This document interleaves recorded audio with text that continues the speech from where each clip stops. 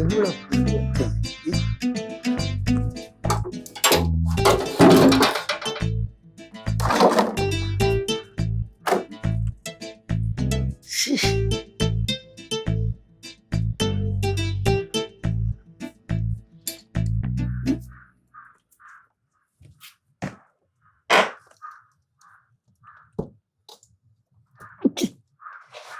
എന്നാലും ഞാൻ ഇവിടെ കൊണ്ട് വച്ചത്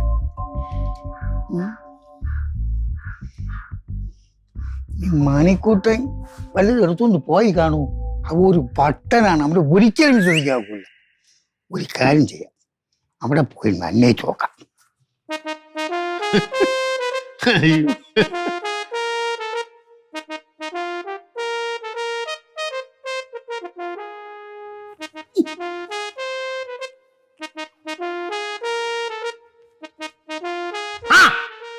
എന്തുവാ പ്ലെയർ നോക്കണത്?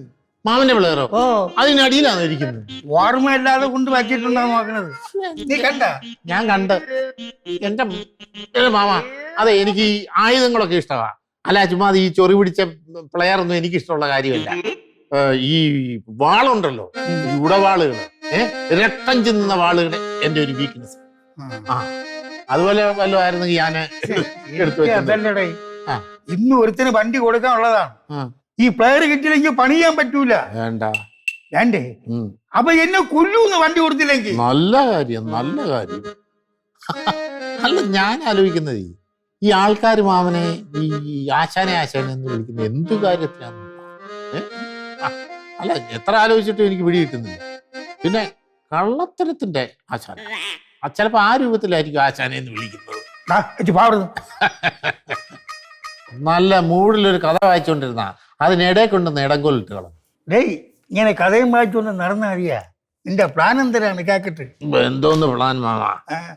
പണ്ട് വലിയ പ്ലാനുകളൊക്കെ ഉണ്ടായിരുന്നു.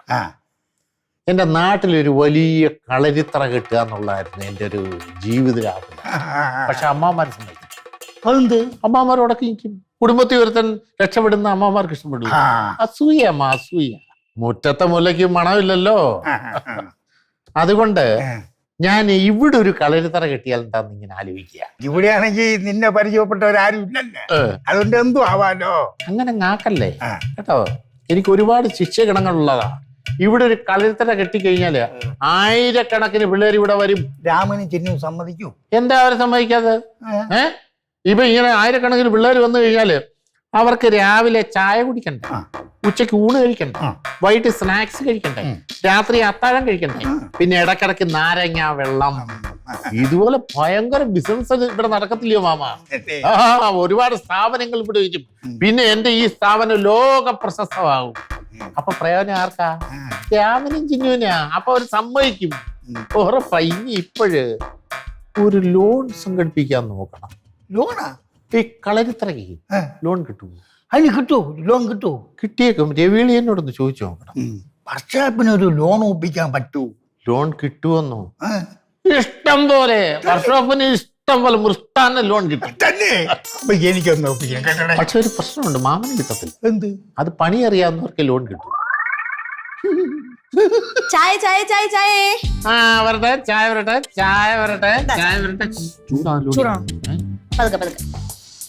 സത്യം പറയാനുണ്ട് മോളെ, ഞാനിപ്പോ ഒരു ചായ കുടിക്കണം എന്നുള്ള ഒരു ആഗ്രഹം എന്റെ മനസ്സിലൂടെ ഇങ്ങനെ ഊയലാടിപ്പോയത്.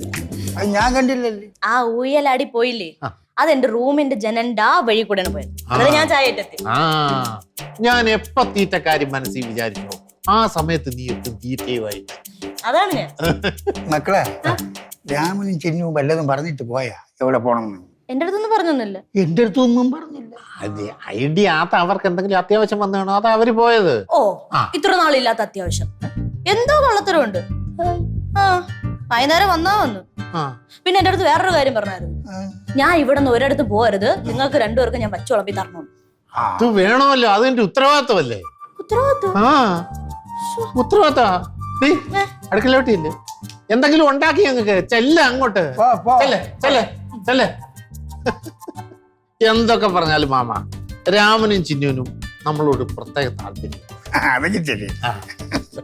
എന്റെ പേര് കണ്ടില്ലല്ലേ, ഞാൻ തപ്പി നോക്കട്ടെ. എവിടെങ്കിലും പോയി തപ്പ്. ഞാൻ എവിടെയെങ്കിലും കാണും. എവിടെങ്കിലും കാണും. ഓ നീ ഇവിടെ ഇരി, ഞാൻ പോയി തപ്പി നോക്കട്ടെ. എന്ത് വണ്ടി കൊടുത്തെനിക്ക് ആകെ പ്രശ്നമാണ്. തുരുമ്പ് പിടിച്ച ഒരു സാധനമാ, രണ്ടും തുരുമ്പാ.